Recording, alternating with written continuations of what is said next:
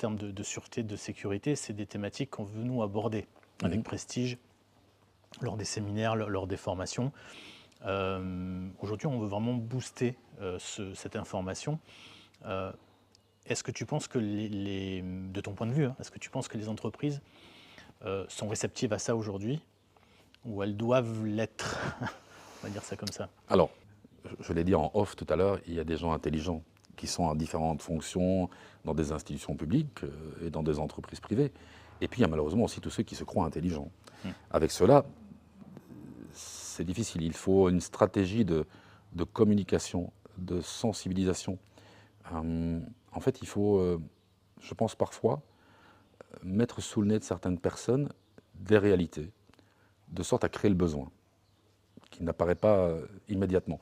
Et aussi, je veux en partie les excuser parce qu'ils sont dans leurs préoccupations quotidiennes. Aussi. Voilà, et c'est une réalité. Avec peut-être aussi des pressions de groupes, de conseils d'administration, etc. Ou de cabinets ministériels, ça arrive aussi. Maintenant, on a une réalité, on le sait que parfois, on le dit même en termes d'accidentologie, il faudra un mort avant qu'on fasse quelque chose devant telle école, de mettre un ralentisseur, etc. Il y a encore, malheureusement, et des entreprises et des institutions qui fonctionnent comme celle-là.